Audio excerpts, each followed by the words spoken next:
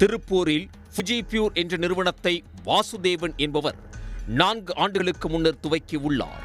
இவருக்கு உதவியாக கோதை நாச்சியார் என்ற பெண் நிறுவனத்தின் மேலாளராக பணியாற்றி வந்துள்ளார். இவர்கள் இருவரும் யூடியூப் மூலம் தங்கள் நிறுவனத்தை விளம்பரப்படுத்தியுள்ளனர். இந்த இருவர் கூட்டணி ஏதாவது சுய தொழில் தொடங்கி வாழ்க்கையில் முன்னேறிவிடலாம் என்ற கனவில் இருந்தவர்களுக்கு வலைவீசி அவர்களை ஏமாற்றியுள்ளது. இவர்களிடம் 2 லட்சம் கொடுத்து இயந்திரம் வாங்கினால் பனியன் துணியிலிருந்து நூலை பிரித்து விற்பனை செய்யலாம் எனவும், அதனை நாங்களே வாங்கிக் கொள்வோம் எனவும், தினமும் 2000 ரூபாய் லாபம், 30 நாளும் வேலையும் இருக்கும் என கூறியுள்ளார்கள். அதோடு தவணை முறையில் 40,000 செலுத்தி இயந்திரத்தை பெற்றுக் கொள்ளலாம் என யூடியூப் மூலம் விளம்பரம் செய்துள்ளனர். மேலும் இதேபோல கோன் வைண்டிங், பிளாஸ்டிக் அரவை இயந்திரம் என தொடர்ந்து பல்வேறு வீடியோக்களை யூடியூப் மூலம் பதிவேற்றியுள்ளனர். சிறிய முதலீட்டில் லாபம் சம்பாதிக்கலாம் என எண்ணிய பலரும் இதனை நம்பி வாசுதேவனிடம் பணம் கட்டியிருக்கிறார்கள். சிலருக்கு இயந்திரத்தையும் வாசுதேவன் அனுப்பியுள்ளார். ஆனால் அவர் வீடியோவில் சொன்னது போல எதுவும் நடக்கவில்லை. யாருக்கும் லாபமும் கிடைக்கவில்லை. அவர் அனுப்பிய இயந்திரம் தரமற்றதாக இருந்துள்ளது.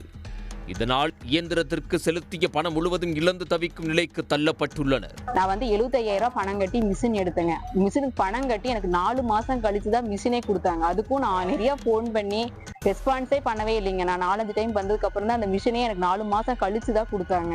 நான் அப்புறம் அந்த பீஸுமே எனக்கு 6 மாசம் கழிச்சு தான் கொடுத்தாங்க. பணம் கட்டி 6 மாசம் கழிச்சு தான் கொடுத்தாங்க. அப்புறம் அந்த மிஷின் பீஸை பிரிச்சு கொடுத்துமுங்க. நான் எனக்கு 2 மாசமா பணமே கொடுக்கலீங்க. நான் போன் பண்ணாலும் ரெஸ்பான்ஸ் பண்றது இல்லைங்க. நான் அந்த கோதை நாச்சிங்கிற பொம்பளைட்டு சண்டை கட்டி தான் நான் அந்த பணத்தையே வாங்கினேங்க. அப்பவே இந்த தொழில் சரியா வராது, வேண்டான்னு சொல்லி நான் எழுதி கொடுத்துட்டேங்க. எனக்கு வேண்டாம், மிஷினும் வேண்டாம், எனக்கு வேண்டாங்கன்னு எழுதி கொடுத்துட்டேங்க.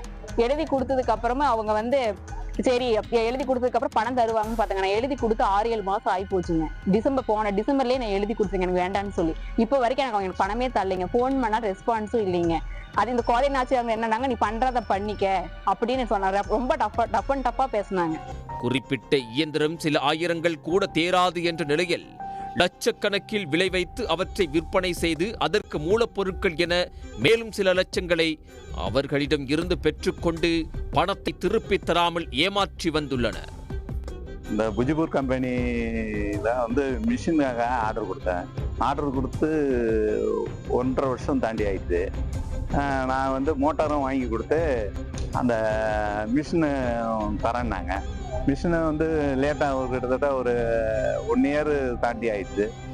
மிஷினை இது பண்ணி மேனுஃபேக்சர் பண்ணிட்டு இருக்கேன்னு சொல்லிகிட்டே இருந்தாங்க. எனக்கு டவுட் ஆயிடுச்சு. இல்லை, என்னால் முடியாது, எனக்கு பணத்தை கொடுங்க திருப்பி சொன்னேன். எனக்கு 3வது மாதம் எழுதி வாங்கிட்டாங்க. அதுலேருந்து எனக்கு இந்த மார்ச் எண்டு, ஏப்ரல் எண்டுன்னுட்டு இது மாதிரி தவணை கட்டிக்கிட்டு 15ஆம் தேதி வாங்க, 10ஆம் தேதி வாங்க அனுப்பிடுறேன்னு சொன்னாங்க. இது வரைக்கும் இல்லை. இவர்களால் பாதிக்கப்பட்ட நபர்கள் தங்கள் பணத்தை மீட்டுத் தர கோரி ஃபுஜிபியூர் அலுவலகத்தை முற்றுகையிட்டு தர்ணா போராட்டத்தில் ஈடுபட்டனர். மேலும் இது தொடர்பாக திருப்பூர் வடக்கு காவல் நிலையத்தில் புகார் அளித்தனர். அது மட்டுமின்றி மாநகர கமிஷனர் அலுவலகத்திலும் புகார் அளிக்கப்பட்டுள்ளது. தலைமறைவா இருக்கான். மொத்தமா எத்தனை பேர் ஏமாந்துருப்பீங்க? எவ்வளவு? நான் ஒரு 400 பேர் இருக்குங்க. 48 பேர் நேற்று கொடுத்தோம். அது 1.5 கோடி கணக்கு பண்ணி பார்த்தோம். 1.5 கோடி ரூபாய் வருது. பாக்கி டெய்லி 10 பேர் வந்துட்டு இருக்காங்க. இதனைத் தொடர்ந்து 25ஆம் தேதி காவல் ஆணையர் அலுவலகத்திற்கு அனைவரும் வருமாறு போலீஸ் தரப்பில் தெரிவிக்கப்பட்டுள்ளது.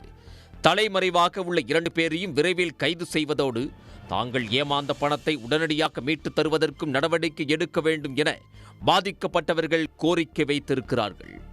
இது தொடர்பாக வாசுதேவனிடம் விளக்கம் கேட்டபோது மனைவிக்கு உடல்நிலை சரியில்லாததால் அவரை மருத்துவமனையில் சேர்த்துள்ளதாகவும், தான் மருத்துவமனையில் இருப்பதால் தற்போது எதுவும் பேச முடியாது என கூறிவிட்டார். உடனுக்குடன் செய்திகளை தெரிந்து கொள்ள சன் நியூஸ் பெல் ஐகானை கிளிக் பண்ணுங்க.